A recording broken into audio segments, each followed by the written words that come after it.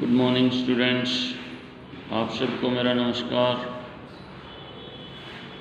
आज हम कक्षा तीसरी विषय हिंदी व्याकरण पाठ लिंग के बारे में पढ़ेंगे। आप मुझे बताना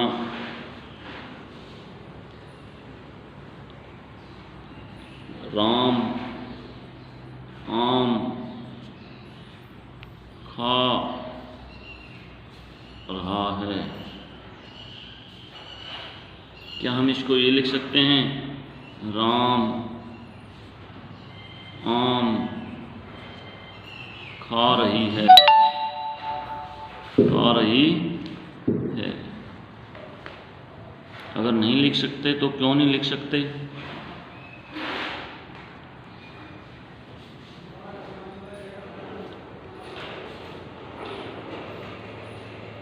नन्ही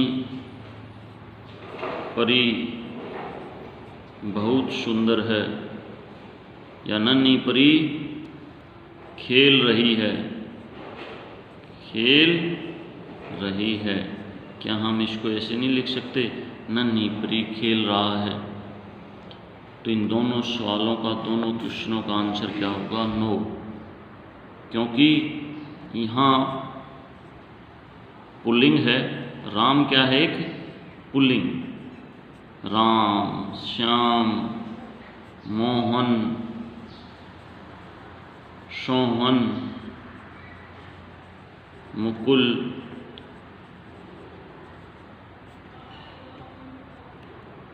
अक्षय, आदित्य आदि क्या है? पुल्लिंग। और नन्ही परी क्या है? एक लड़की है, वो क्या है? स्त्रीलिंग। क्या है? स्त्रीलिंग है। स्त्रीलिंग है, इसलिए हम नहीं लिख सकते। क्या नहीं कर सकते? नहीं लिख सकते। तो क्या कहोगे आप? क्या बोलोगे? आज हम लिंग के बारे में पढ़ेंगे। किसके बारे में? लिंग के बारे में। तो लिंग के माध्यम से हमें यही पता चलता है कि ये पुल्लिंग है, ये स्त्रीलिंग है। तो लिंग की क्या डेफिनेशन होगी, क्या उसकी परिभाषा होगी? जिन शब्दों से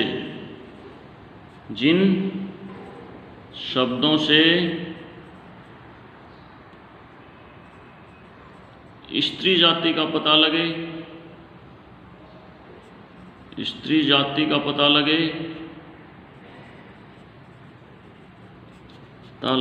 लगे या चले, उसे क्या बोलते हैं? स्त्रीलिंग। और जिन शब्दों से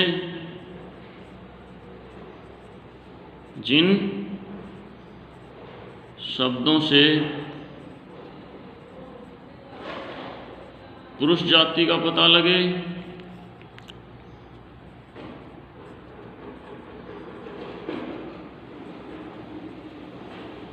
उसे क्या कहते हैं? पुल्लिंग कहते हैं। उन शब्दों को क्या बोलते हैं? पुल्लिंग। इसका मीनिंग, लिंग को हमने कितने भागों में बांटा? बेटा, 2 भागों में बांटा। लिंग को किस में? पुल्लिंग और क्या? स्त्रीलिंग। उदाहरण, पुल्लिंग का उदाहरण लड़का, स्त्रीलिंग का उदाहरण लड़की, पुल्लिंग का उदाहरण पुरुष, स्त्रीलिंग का उदाहरण स्त्री।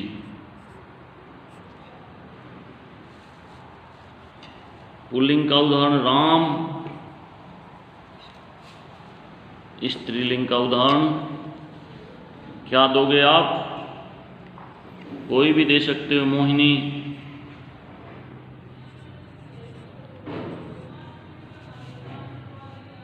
श्याम, गीता,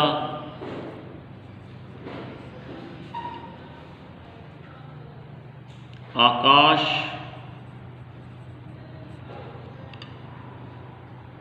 पृथ्वी आदि।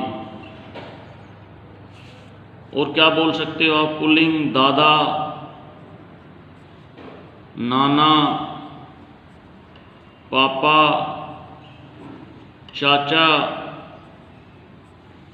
ये क्या हैं आपके? भाई, ये सब पुल्लिंग हैं। लेकिन दादी, नानी, मम्मी, माँ भी आप बोल सकते हो, चाची, ताई, बहन, ये सब किसके उदाहरण हैं? स्त्रीलिंग के। तो लिंग को हम कितने भागों में बांटते हैं? 2 भागों में, एक तो पुल्लिंग और दूसरा स्त्रीलिंग।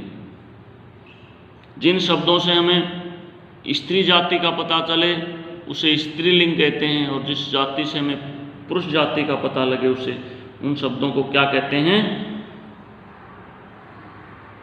पुल्लिंग।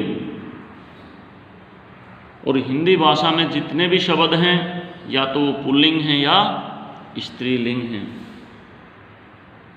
और वाक्य में जो क्रिया का प्रयोग होता है, क्रिया क्या होती है?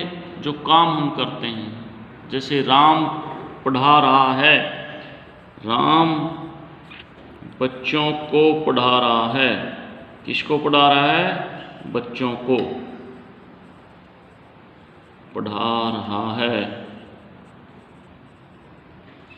इसमें क्रिया क्या है? पढ़ाना। क्रिया क्या है? पढ़ाना। लेकिन वो किसके अनुसार आई है? लिंग के अनुसार। राम क्या है? राम पुल्लिंग है, इसलिए रहा है। अगर राम स्त्रीलिंग होता तो क्या आता? पढ़ा रही है। जैसे सीता बच्चों को पढ़ा रही है। क्या है?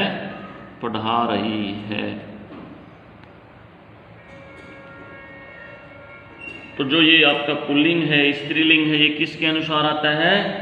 क्रिया का प्रयोग पुल्लिंग या स्त्रीलिंग के अनुसार आता है। जैसे लड़की पेड़ पर चढ़ रही है, लड़की पेड़ पर चढ़ रही है। यहां हमने रही लिखा। क्यों लिखा? क्योंकि वो लड़की है। लड़की किससे संबंध रखती है? स्त्री जाति से। और अगर ये लिखते लड़का तो हमें ऐसे लिखना पड़ता, पेड़ पर चढ़ रहा है। धोबिन कपड़े सुखा रही है। उसकी क्रिया क्या है? कपड़े सुखाना। लेकिन वो क्या है? स्त्रीलिंग, इसलिए रही है आया है। धोबी कपड़े सुखा रहा है, कपड़े धो रहा है। तो उसकी क्रिया क्या है? कपड़े धोना और कपड़े सुखाना। और धोबी क्या है? एक पुल्लिंग है, पुरुष जाति का एहसास कराता है, इसलिए हम इसमें रहा है आया है। क्या आया है? रहा है। स्त्रीलिंग और पुल्लिंग शब्द इस प्रकार हैं। आपका जो अगला पेज दिया गया है उस पर कुछ पुल्लिंग और स्त्रीलिंग दिए हुए हैं। तो आपको इस प्रकार से लिखना है। पुत्री, पुत्र, चूहा। चूहा एक पुल्लिंग है, इसका स्त्रीलिंग क्या होगा? चूहिया। पड़ोसी, पड़ोसी एक पुल्लिंग है, इसका स्त्रीलिंग क्या होगा? पड़ोसिन। बकरा, बकरा एक पुल्लिंग है और बकरी क्या होगी? स्त्रीलिंग। तो ये कुछ शेठ, शेठ एक पुल्लिंग है, इसका स्त्रीलिंग क्या होगा? शेठानी। कुम्हार, कुम्हार एक पुल्लिंग है, इसका स्त्रीलिंग क्या होगा? कुम्हारिन। गायक एक पुल्लिंग है तो इसका स्त्रीलिंग क्या होगा? गायिका। श्रीमान, श्रीमान एक पुल्लिंग है और इसका स्त्रीलिंग क्या होगा? श्रीमती। मौसा, मौसा क्या है? पुल्लिंग का बोध कराता है, इसलिए ये क्या है, पुरुष जाति से संबंध रखता है। तो इसको क्या बोलोगे, किससे संबंध रखता है, पुरुष जाति से। तो किसमें आएगा, पुल्लिंग में। मौसी, मौसी स्त्री जाति का से संबंध दिखा रही है, तो इसको आप स्त्रीलिंग में लाओगे। महोदय, महोदय क्या है, पुल्लिंग के लिए आता है और महोदय स्त्रीलिंग के लिए। इसी तरीके से कुछ शब्द पुल्लिंग और स्त्रीलिंग आपको दिए हुए हैं, उनको आपको लिखना है अपनी फेयर नोटबुक में। कुछ शब्द हमेशा स्त्रीलिंग में ही प्रयोग होते हैं, कुछ शब्द हैं सदा स्त्रीलिंग में ही प्रयोग होते हैं। जैसे मछली, मछली जल की रानी है। मछली क्या है, जल की रानी है। क्या बताती है, स्त्रीलिंग का बोध कराती है। मछली जल की रानी है, इसका जीवन पानी है। किसका जीवन, मछली का जीवन पानी है। इसी तरीके से कोयल, कोयल का कोई पुल्लिंग नहीं है, ये स्त्री जाति से संबंध रखती है। तो स्त्री जाति में के तरीके से ही प्रयोग किया जाता है। या तो आप बोल सकते हो जैसे मछली है, नर मछली, क्या बोल सकते हो, नर मछली।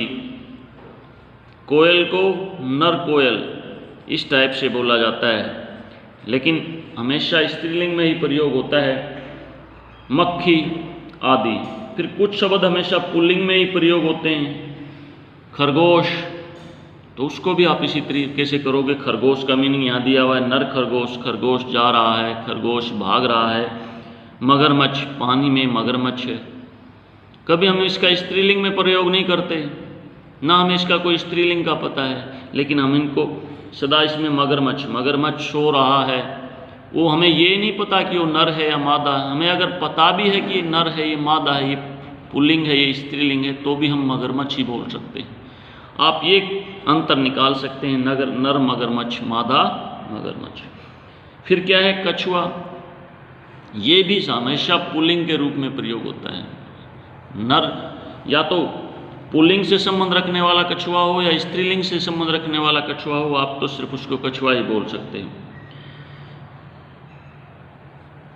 तो आपको ये पता चल गया कि वाक्य में शब्द के प्रयोग से लिंग का पता चलता है। जैसे राम जा रहा है, तो यहाँ राम शब्द से पता चला है, जा रहा है उसकी क्रिया है, उससे हमें पता चलता है कि राम क्या है, लड़का है। अगर आप लिखोगे राम जा रही है, तो उससे हमारा अंदाज़ा यही लगेगा, देखने वाला यही सोचेगा कि राम क्या है, एक लड़की।